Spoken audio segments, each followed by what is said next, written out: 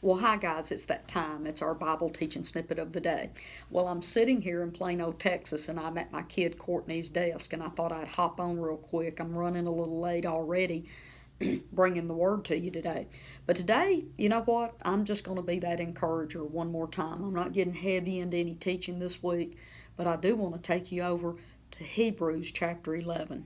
And I'm going to connect this in a personal way for each and every person that's listening to this. And I'm going to read it in my expanded Bible because it's easier to understand.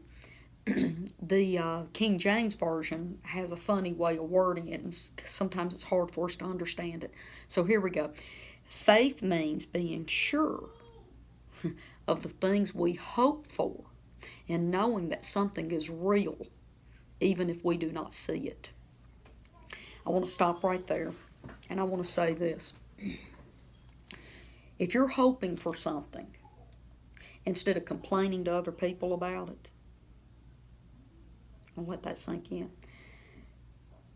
If you're hoping for something and you don't have it,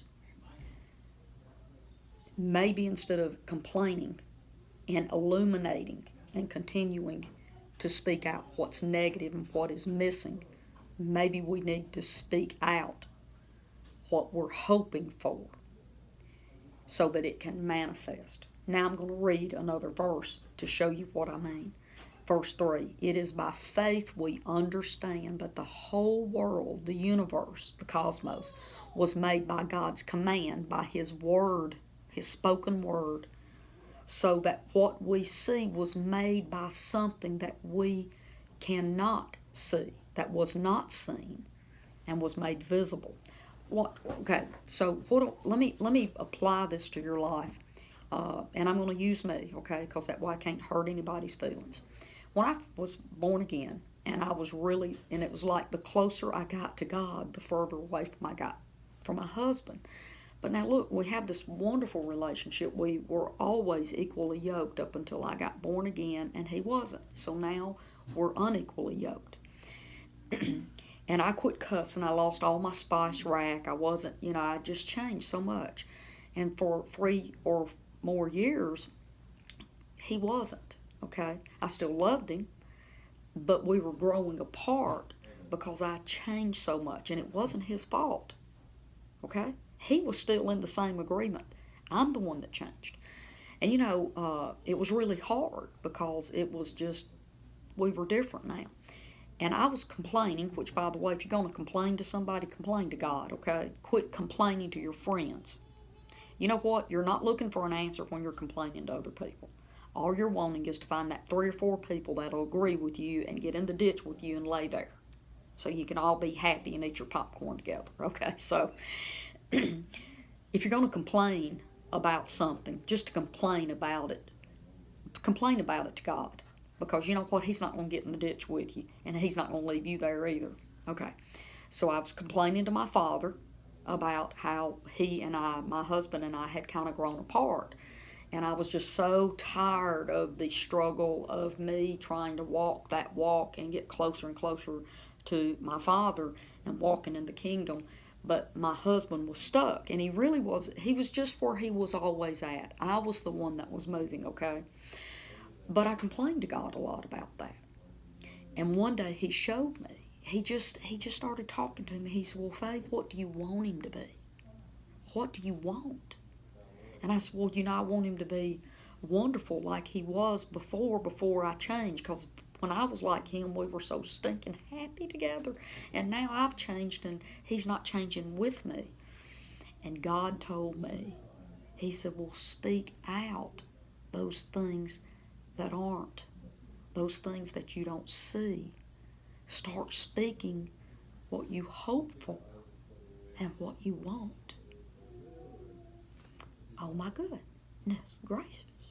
That hit me just like boom.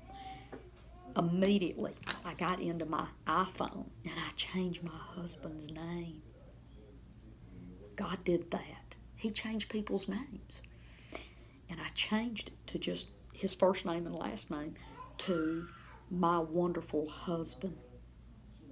And every time I got a text message, every time I got a phone call from him, I had to see that see that. What I hoped for, I was beginning to see it, even if it was just in writing on my telephone. But I also wrote out, God asked me what I wanted. What was my hopes? Okay, let's go back to verse 1. The things I was hoping for, okay, that I didn't see, even if we do not see. So I started writing out what I wanted him to be. That I wanted him to be a wonderful man. I wanted him to start loving people the way that I did, and for him to be born again, and all of these things.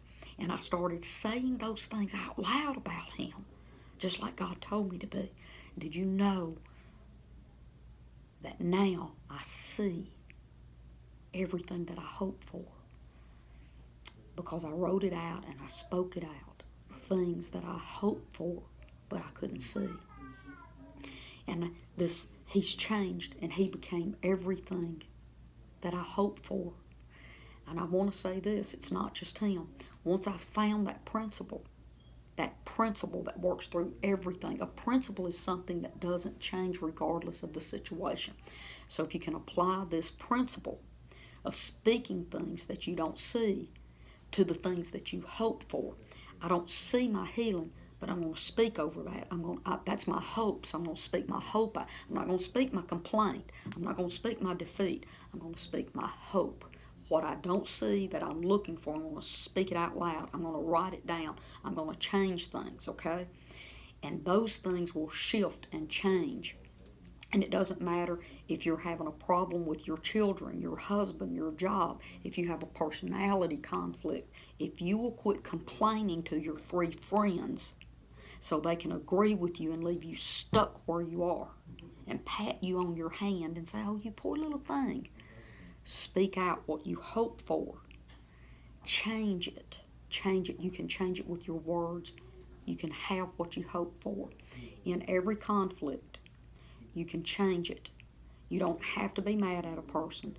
You can change it for your words. What you hope for will manifest if you will quit. Okay, I need to close, but I need to say this. The more you complain and the more you focus on the negative, you're putting Miracle-Gro on the problem. And you're growing it to get bigger and bigger and bigger. See, that's how an offense or something, an argument, disagreement, it grows and grows and grows because you focus on that and you keep watering that little plant and it keeps growing and growing, okay? So what we want to do is we want to quit complaining to our friends and just mouthing off stuff. And we want to change our words and start speaking out loud what we hope for, not what's in front of us. And that way we can shift it and change it, because things will shift and change as we shift and change our words toward that thing. Okay, guys? Listen, I love you, and I'm going to hop off here. And I got my favorite shirt on today. I love you. I'll see you tomorrow right here. Bye-bye.